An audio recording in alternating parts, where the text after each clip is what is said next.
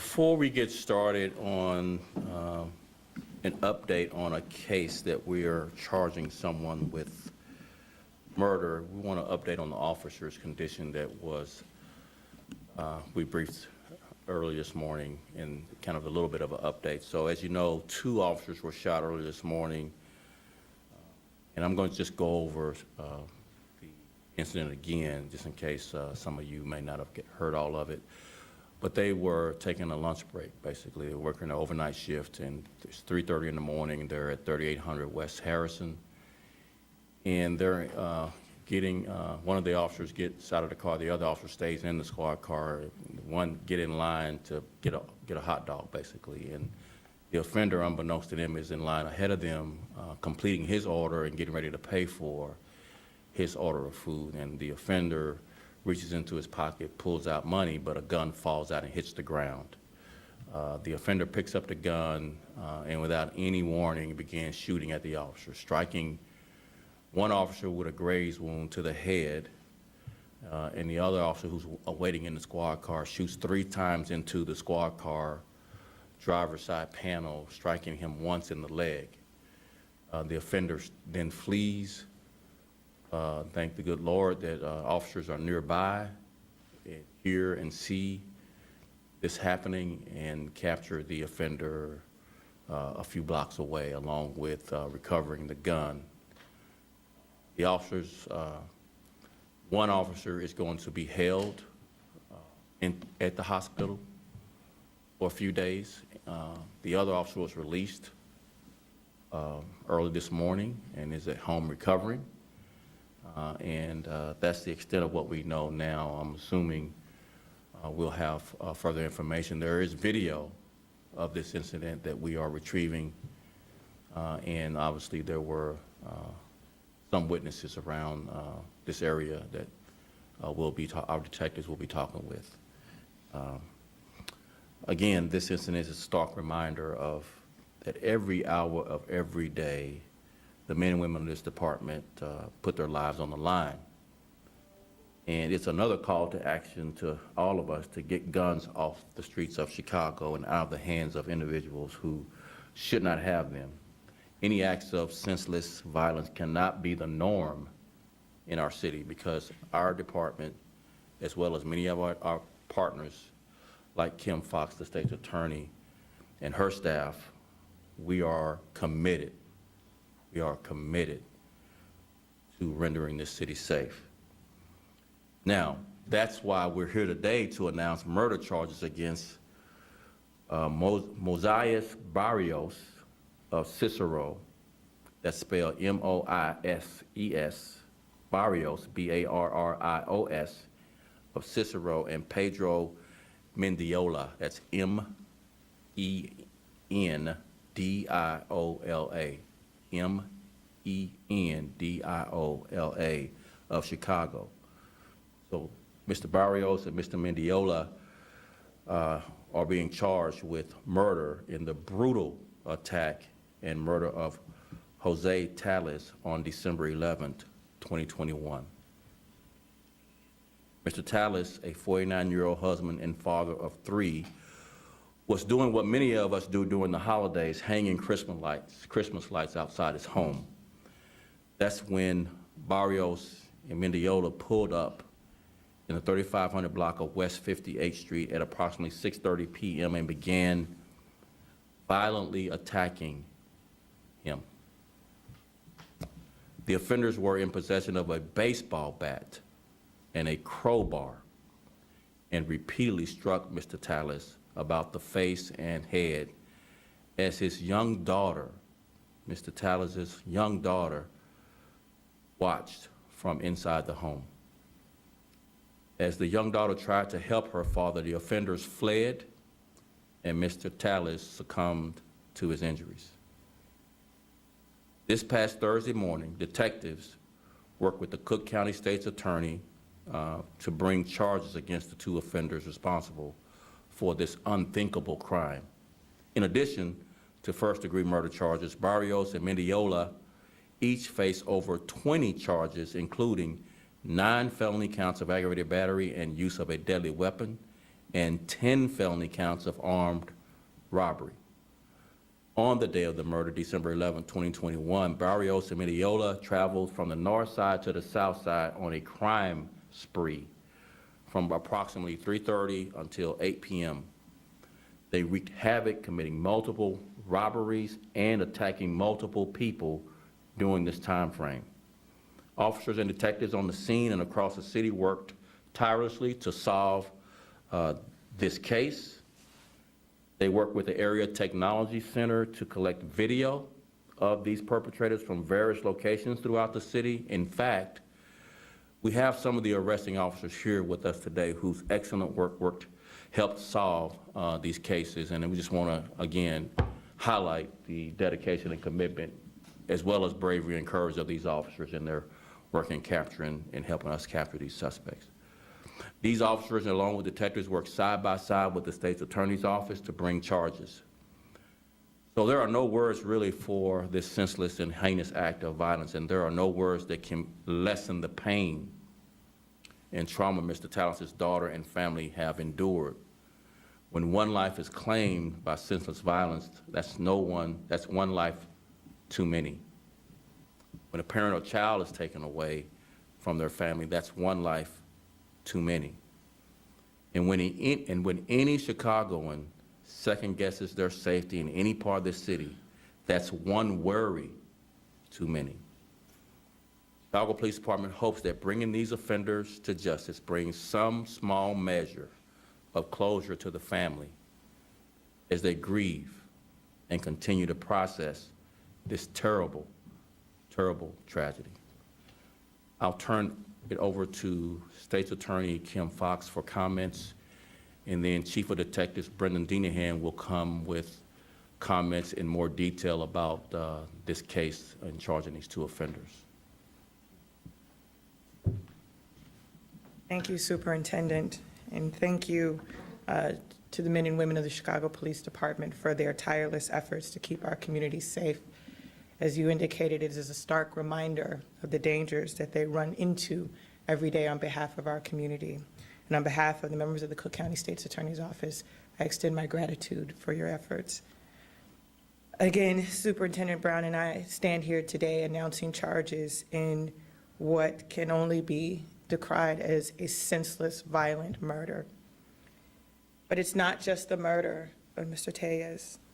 There were 14 victims involved in this spree.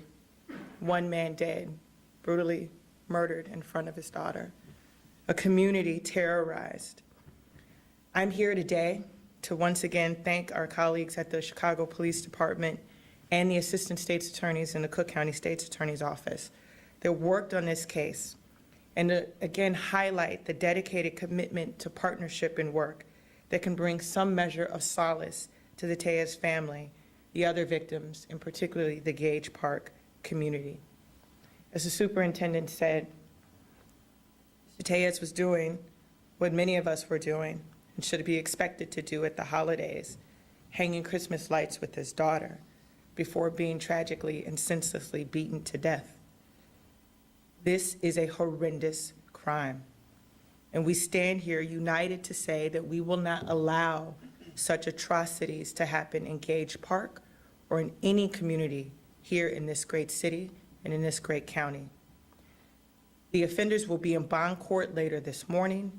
You can watch the bond court on the Chief Judge's website. You can watch the hearing, and you will hear more details not only from Chief of Detectives Denahan, but also from the state's attorneys in bond court, including a detailed recitation of their criminal history.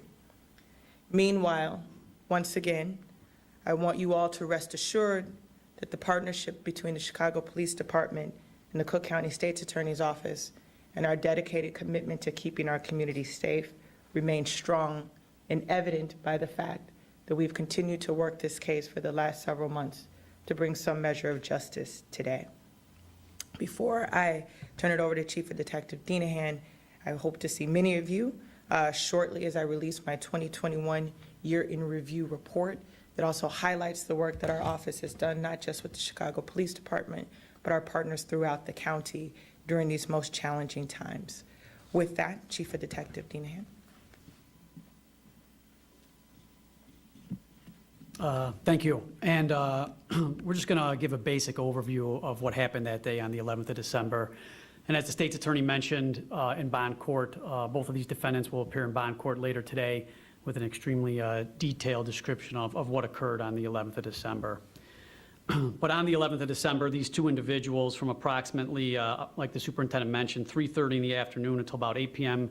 that night, went on a crime spree, starting in the north side of the city, ending up in the south side of the city, and along the way, robbing and beating people with a bat and a crowbar. And then, unfortunately, at 3505 West 58th Street at approximately 6:30 p.m.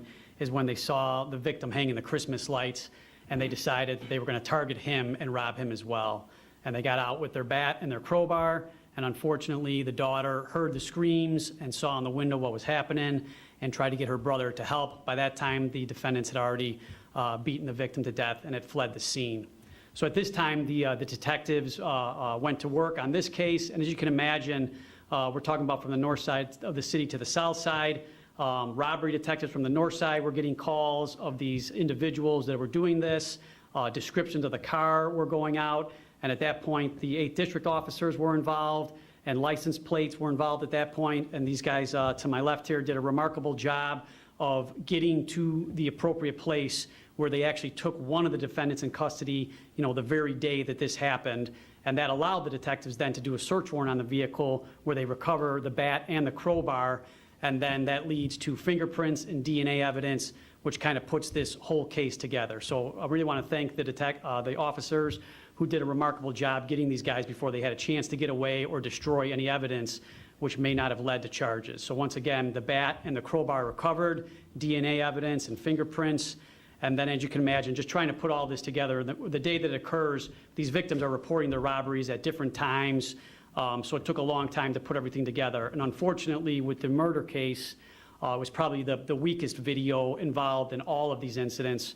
So basically, the detectives were working the strongest robbery cases as possible. The one defendant, Barrios, he gets charged that day, back on December 11th, with one of the robbery cases, and he was held in custody until we could secure the murder charges.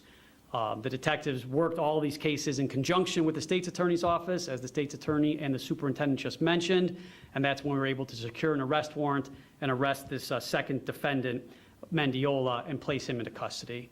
So it was great work by all the individuals involved, and once again, without the cooperations of the citizens who are coming forward and providing the officers with the license plate information, description of the offenders, everything working together, once again, the technology and running where this license plate is hitting, brings all this together. So it's never just one thing, and in this incident, as the superintendent, state's attorney mentioned, just completely senseless and completely tragic for the family. So please keep that family in your prayers.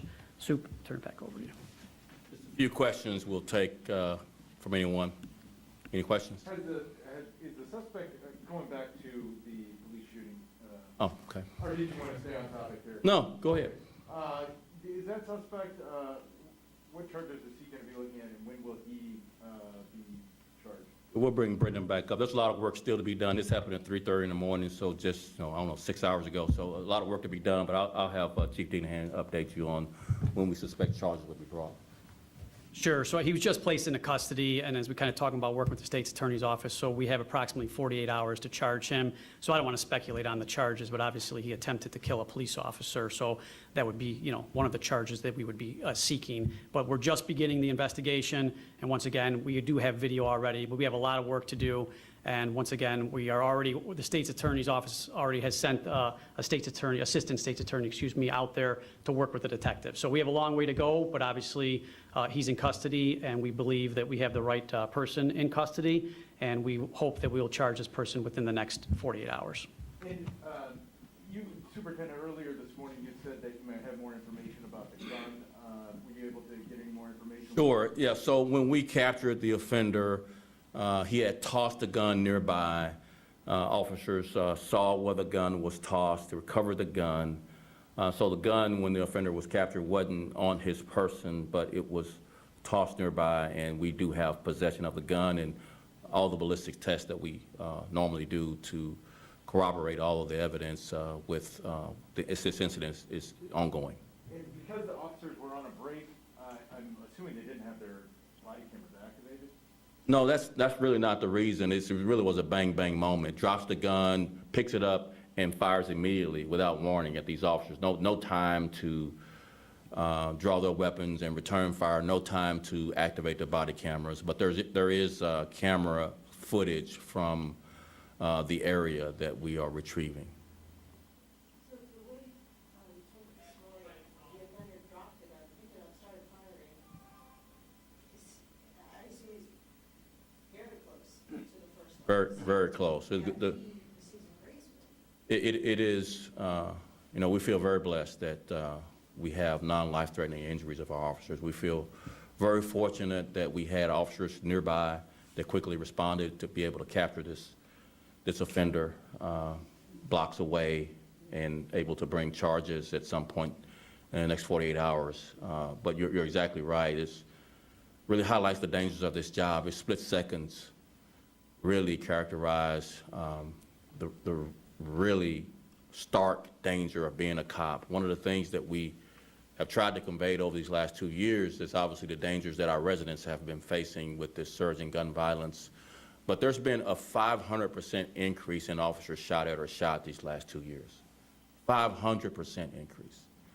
More than the increase in shooting, more than the increase in homicides. The 500% increase in officers shot at or shot is really the most stark data set over these last 24 months. These offenders have no regard for law enforcement, and yet our officers continue to put their lives at risk to protect us all. Any other questions? Yes. Regarding with this case, I remember when that happened, I talked with different residents from 58th Street, and they were talking about the same day incident similar happened, and similar like that happened before, and they were talking about create a neighborhood watch. There's any particular way that the community helped to solve this crime, or what you can say about that? So a couple of things. I think what happened in this case, technology has become a major factor in solving these crimes. License plate readers, video cameras, and we're expanding our footprint in this city. Secondly, participating in block clubs, in beat meeting, coordinating with your district, being aware of the alerts we send out. So, getting to know the cops on the street, this idea of our positive community interactions being a major goal for our efforts is one of the things that we have really emphasized much more this year. I think the collaboration amongst the Chicago Police Department and the State's Attorney's Office, along with all of our state and federal partners and law enforcement, to include community groups. And this collaboration that we're building in the Community Safety Coordination Center that brings in social services, particularly focused on our youth, our young people, is all a part of our effort to stem the tide of gun violence and ensure that our safety and our perceptions of safety are what our citizens deserve. So it's a quite complex problem we face here in Chicago and across the country with increasing gun violence, but as of today, we're seeing some progress. It's been minimal, not satisfied with it, but 10% reduction in carjacking so far this year, a 5% reduction in shootings, a 3% reduction in homicides. That's all as of today. So again, not enough, not back to 2019, and that's really one of the things that I try to emphasize is that this is going to take all of us, and I always try to make the point, including media, characterizing what's happening to really stem the tide. The right messaging to residents, but also to offenders, that we will not tolerate gun violence in this city, and we will hold you accountable. That's the purpose of these pressers, and I really appreciate you all staying on topic with the questions you've asked today. I think that's more appropriate that offenders hear. We are bringing you to justice, and we are charging you with the highest appropriate charge to hold you accountable for the behavior, not only to hold you accountable, but hopefully to deter others from similar behavior. Any last questions? I just, Oh, go ahead. It's just a quick update with the suspects. Did you know their ages? Of which The two suspects? involved in the. I know they're adults. Brendan, you have the ages right quick? 23 and 21. What about the suspect today? Do we have that age? You have that one? Not yet. Not yet. We'll get it to you. But it's not a juvenile? We don't believe so, but we'll confirm that. One other quick question, and this could be for either the state's attorney or you. I've noticed recently that you guys have been doing a lot more press conferences together. It wasn't all that long ago that you would have press conferences separately talking about different issues. What has changed to start bringing you guys closer together? Number one, we've always been working together, and we've always been close together. We don't buy ink by the barrel, nor do we have TV time to edit what you convey. But we've had our disagreements, and that's been emphasized more than the many things we agree on. We agree on much more than we disagree. And the disagreements oftentimes leads to CPD improving what it can, and bringing things to the state's attorney that more full investigations. So we have work to do on ourselves, and we try to focus on that. But I think it's really important that people see us together. I just really think that's one of the things that can deal with the perceptions, not necessarily the reality that we always work together, but the perceptions that we work together is much more conveyed in pressers together. And so hopefully we'll do more of that. I don't know if you wanted to comment on that, Kim, at all. That was good. Okay. Um, What I said. Yes. But the superintendent said, listen, we're in a crisis of violence right now. And I think one of the unfortunate things in the midst of this crisis is that rather than focusing on the issues, there's been a focus on personality. The superintendent and I have always been aligned with the same mission, which is keeping our community safe. And what you'd seen in the past was a lot more about the dynamic between the superintendent and I's personality, and not the work that was being done on the ground by the hardworking men and women of the Chicago Police Department and the Cook County State's Attorney's Office, who long before I arrived on scene, or Superintendent Brown, are dedicated public servants who've been doing this work. And so what we want to make sure in having events like this, where we highlight that collaboration that has always existed, is to show the people of Chicago and Cook County that we are working with them, alongside them, to keep our community safe. And in the hopes that at the next press conference, we don't have to address, why are you all standing together? Because this is what should be happening. And the less we talk about personality, and the more we talk about problems, and even more significantly, solutions, the better the people of Cook County will be served. Thank you all very much. We really appreciate it.